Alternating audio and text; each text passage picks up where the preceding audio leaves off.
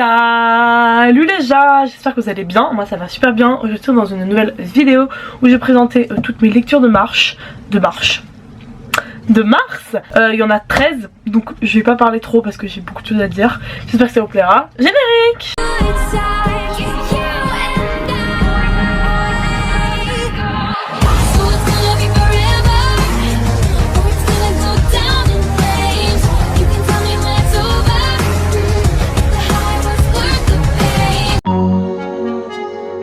Début mars, donc en revenant du ski, j'ai lu Pull Moche recherche partenaire pour Noël. J'ai bien aimé sans plus, enfin c'était vraiment une petite lecture assez sympathique. Voilà, j'ai trop aimé par contre toute l'ambiance Noël parce que genre ça se passe au Canada et tout, enfin ça j'ai vraiment adoré par contre, mais sinon c'est pas genre transcendant, c'est un truc de ouf.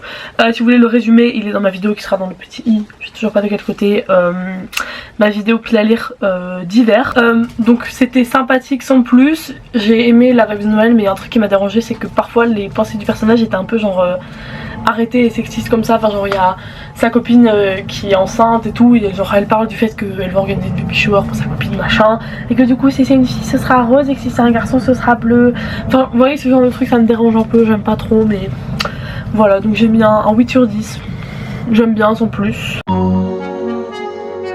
J'ai lu du coup le tome 3 et 4 des Bridgerton dans un seul volume.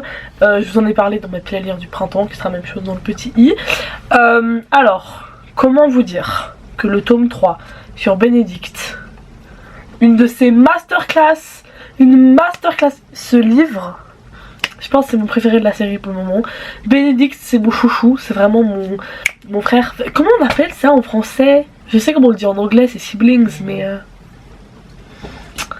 j'ai une baguette comme ça. Bref, vous avez compris, genre l'enfant préféré que j'ai.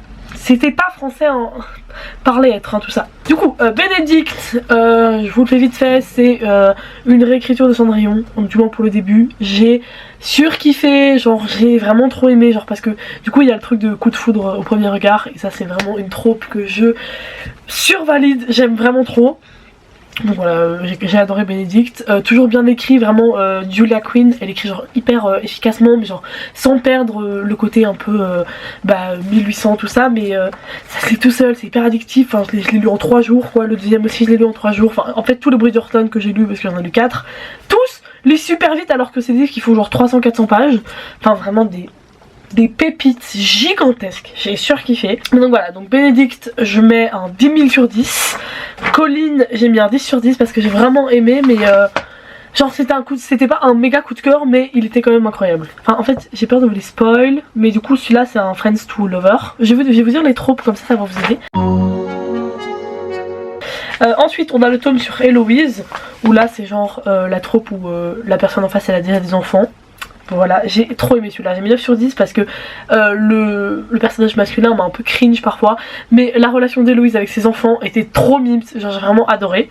Ensuite le tome 6 du coup sur Francesca, là j'ai mis un 10 sur 10, c'était trop bien. Son mec, vraiment marie-moi, genre j'attends, vas-y viens, pose-moi, j'enlève ma bague, vas-y mets-la moi. Genre vraiment incroyable. Voilà, même commentaire hein, pour tous niveau son d'écriture, enfin c'est Julia Quinn, c'est la même.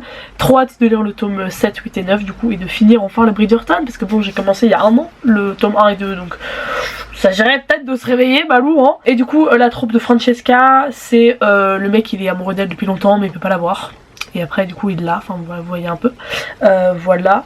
Et j'ai trop aimé, enfin en fait j'ai pas de spoil, je sais pas si ça spoil, mais à la fin du tome 6 il y a genre une partie médicale, genre où Julia Quinn explique les recherches qu'elle a fait et tout, j'ai trouvé ça hyper intéressant. Voilà, info nulle mais info quand même.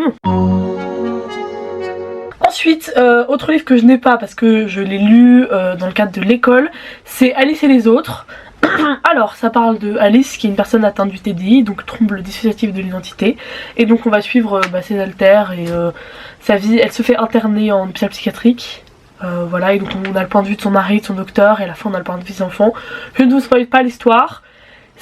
Enfin j'ai aimé la lecture parce que je sais pas, j'ai trouvé l'écriture assez addictive, hein, c'était genre 150 pages, 200 pages, vraiment, enfin j'ai beaucoup aimé. Mais par contre c'est niveau scientifique c'est pas ouf, enfin les méthodes qu'utilise le psychologue pour genre essayer de rassembler ses alters et tout, enfin et en lui faisant revivre ses traumas, enfin ça ne me semble pas une méthode très médicale correcte. Normalement j'ai une rencontre avec l'autrice dans pas longtemps, donc je vais lui poser des questions en mode est-ce que vous pensez vraiment que c'est une bonne idée de faire ça, enfin utiliser votre cerveau, je sais pas, faites quelque chose. C'était un petit peu bancal et j'ai pas aimé la fin qui... Enfin je sais pas, il y a un truc qui m'a dérangé dans le fond sur la manière dont elle a traité le TDI, mais voilà, bref. J'ai Les Justes d'Albert Camus. Alors c'est le premier livre de Camus que je lis, c'est une pièce de théâtre en fait, pas un livre, et j'ai dû le lire parce qu'en français j'ai fait un exposé, d'ailleurs je l'ai passé hier, j'ai dit ça, donc j'ai passé Enfin j'avais un exposé sur Albert Camus et cette pièce de théâtre là parce qu'on voit le théâtre au XXe siècle. Bref, donc pièce très cool, c'est pas une pièce qu'on va lire pour se divertir, hein. Par contre c'est vraiment une pièce engagée où il traite le sujet de la révolte, de l'amour, enfin de la nécessité de l'amour dans la révolte et de la haine et de la justice, du coup de l'union les justes. Pour vous faire un topo rapide, c'est un groupe de résistants russes pendant la révolution bolchevique en 1905 qui vont tenter d'assassiner un haut placé dans la hiérarchie russe. Voilà, c'est vraiment intéressant, comme vous voyez je l'ai annoté, j'ai corné quelques pages, j'ai surligné des passages, enfin voilà, franchement j'ai aimé, mais pas pour se divertir, genre c'est vraiment juste un truc pour se poser des questions, pour réfléchir, parce que l'histoire dans le fond, il n'y a pas trop d'histoire. Enfin, la plupart des dialogues sont juste des dialogues où on va se poser des questions, où juste Camus va développer sa philosophie à travers les personnages. Voilà. Donc en vrai, lisez-le si ça vous intéresse Camus, mais c'est pas son livre le plus divertissant, je pense. Ensuite, j'ai lu, qui était dans ma pile à lire du printemps, Le soleil et ses fleurs de Rubicourt. Comme vous voyez j'ai annoté légèrement, je sais pas si on voit, ouais, si on voit, voilà. À chaque fois j'ai mis un petit mot pour décrire le poème. J'ai vraiment aimé, c'était le premier recueil de poésie que je lisais et ça m'a donné envie d'en lire plein. Je l'ai conseillé à ma prof de français d'ailleurs, faut pas que j'oublie de lui envoyer les références. Bref, mais non, vraiment très très bien. J'ai beaucoup aimé la construction du livre où chaque partie correspond à ce qui est écrit derrière, enfin à la recette de l'Asie que sa maman lui a donnée. Il y a beaucoup de poèmes qui m'ont touchée sur plein de sujets différents. Elle aborde plein de thèmes par rapport à sa vie. Il y a des trucs où je me suis pas du tout reconnue parce que c'est pas mon histoire personnelle, et il y a des trucs où j'étais là genre mais pourquoi nous pensons dans la même manière madame. Enfin voilà, donc je pense que tout le monde peut se retrouver dans ce recueil là. Il y a d'office un poème ou deux sur... Bon, je sais pas combien il y en a beaucoup, mais il y aura minimum un poème ou deux qui vous plaira, et même juste je pense que c'est une expérience de vie de lire ça. Je pense que je vais bientôt lire ces prochains recueils, mais vraiment très très très bien, je vous le conseille vraiment. Et je pense que le nombre d'annotations que j'ai mis en dit beaucoup. Ensuite, j'ai lu, avant Le soleil et ses fleurs, j'ai lu Le théorème des Catherine de John Green. Alors ça aussi je vous en parlais dans ma pile à lire du printemps, je vous disais que j'avais un peu la flemme de le lire, que j'étais un peu réticente. Au final j'ai trop aimé, genre je me suis tapé mes meilleures barres en le lisant. C'est pas de la grande littérature, c'est du John Green, mais franchement il est doué pour faire rire, parce que vraiment les barres que je me suis tapé, et j'ai bien aimé la morale qu'il y avait après et tout, et non franchement trop cool, j'ai vraiment trop aimé, je l'ai dévoré en 3-4 jours, donc voilà, très très cool. Là on remonte beaucoup plus loin, c'est le deuxième roman que j'ai lu au mois de mars, c'est L'Antiline de miel, donc même chose, ma pile à lire d'hiver, qui sera encore une fois dans le petit i quelque part. J'ai bien aimé, pour mon premier Christina Loren c'était vraiment sympathique, mais sans plus, genre c'était cool. J'ai bien aimé toute la tension qu'il y avait pendant toutes les vacances, machin. Mais je sais pas, j'arrive pas à trouver, mais il y a un truc qui m'a dérangé comme ça. Par contre, sa sœur jumelle, le personnage principal, je l'aime trop. Elle est trop incroyable et badass. Et j'aime trop genre toute sa famille et tout ce qu'ils font pour elle, comment ils se soutiennent tous les uns les autres. Enfin, à chacun à leur manière, mais ça j'ai beaucoup aimé aussi. Donc voilà, en vrai cool, je vous le conseille, c'est un petit roman sympathique, mais il m'a pas transcendé. Donc on verra si... J'ai commencé la Love and Other Words des mêmes autrices, donc on verra s'il me transcende plus. Vous le voyez là, il est là précisément. Ensuite j'ai lu, qui était dans ma pile à lire d'hiver également, Le Horla de Guy de Maupassant. Comment vous dire, il fait 30 pages. Pendant 30 pages j'étais mal à l'aise, tendue, j'étais dans une sensation vraiment malaisante, genre un sentiment de malaise profond. Preuve qu'il écrit bien, au final, si en 30 pages il a réussi à me mettre mal à l'aise. En vrai c'est intéressant, je vois pas pourquoi c'est de la si grande littérature, enfin j'ai pas trouvé ça incroyable et ça m'a juste mis mal à l'aise, mais je me suis quand même posé beaucoup de questions en me demandant mais au final qu'est-ce qui s'est passé, machin. Je lirai peut-être la deuxième nouvelle, L'Héritage, si l'envie m'en prend, mais je sais pas.